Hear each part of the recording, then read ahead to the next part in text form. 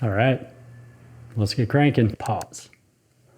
Now, that's something that I would say if I was trying to intentionally walk back everything that I've tried to establish with this channel. I know it's early going, but I want to move forward with purpose, and I want to move forward with a methodology. So we're going to take a step back and really take a deep dive into what this bike needs. Oh, and by the way, I'm Shane, and this is SWAY.STUDIOWORKS. This isn't a how-to series. This isn't a speed build. This is a methodical approach at restoring a bike thoughtfully. And I want to make sure I capture all of that. So in the spirit of slowing things down, in the first episode of the build series, we're going to review everything that we uncovered from our assessment. I want to make sure I understand what this bike was, and also what it could be. Most people associate Peugeot with European cars. Wait until they hear about Panasonic bikes. Little do they know, Peugeot was actually one of the most influential bike manufacturers in the world for decades. They ran a sponsored Tour de France team and won 10 titles on the Peugeot bikes and helped shape how the road bike even existed. They helped create that blueprint. So a lot of you will ask, why this bike? And let me tell you, it's because it was in my garage. The Versailles wasn't a race bike, and it wasn't an entry-level bike either. It sat somewhere in the middle of Peugeot's lineup. And in the late 80s, we were seeing a lot of industry changes in bicycle manufacturing. So in a world of carbon frames and index shifting, aluminum frames, high-level components, the Peugeot Versailles just wasn't enough. Its steel frame, that boy, heavy, didn't really lean towards performance. It was built for comfort. It was built for elegance. The heritage surrounding this bike is relevant again. It pays homage to the enjoyment of riding and working on things that you own and not choosing things based on how fast they go or how light they are, but how they make you feel. And that's why this bike still matters. Because not only do I have a personal connection and sentimentality kind of surrounding this bike, it's a steel frame. That boy, heavy. And I'm not worried about beating it up. Jokes aside, it was the first bike that got me into riding as an adult. I always had the intention of using it as like wall art. I wanted to potentially repaint it. There's a lot of thought behind how this bike could continue to live on. And here I am today, getting ready to restore it. Probably to put it on a wall. All right, without further ado, let's get into the assessment. We are going to begin with the frame. That is where everything starts. So we have the 88 Peugeot Versailles, 12-speed bike, 2 front chain rings, 6-gear freewheel in the back. Made in France using an HLE Mangaloy steel, which basically just means it's a micro-alloyed steel that contains a smattering of different elemental metals to increase strength and make it a little bit lighter. As you can see with this first pass, obviously a lot of surface wear. There's some surface rust, lots of chips, some dings, some dents, but nothing structurally scary.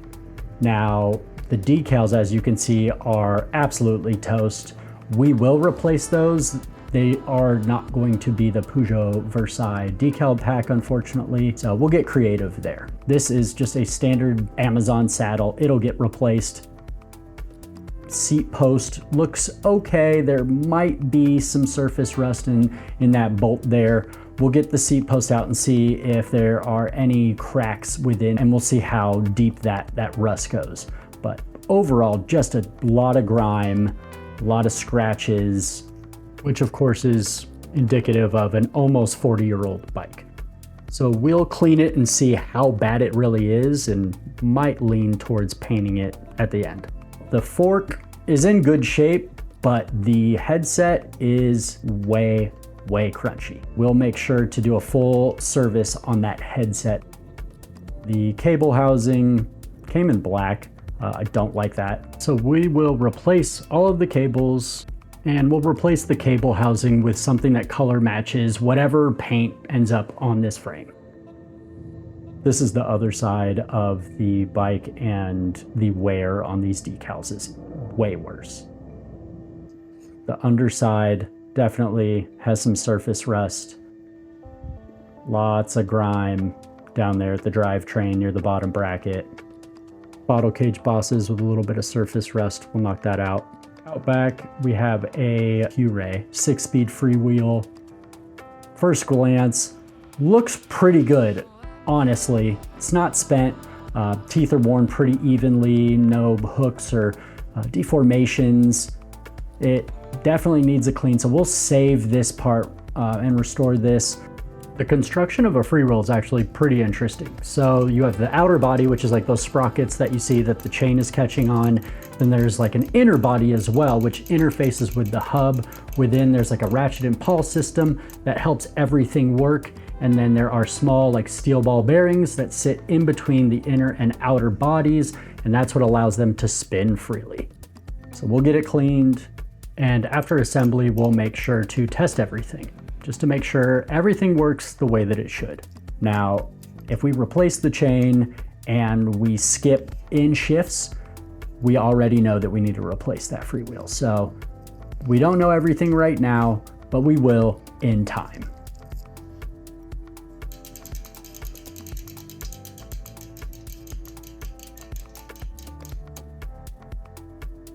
Up front, we have the Nervar chain rings, which basically tell the same story, right? There's wear, but it's consistent, and there's no shark toothing, no missing teeth.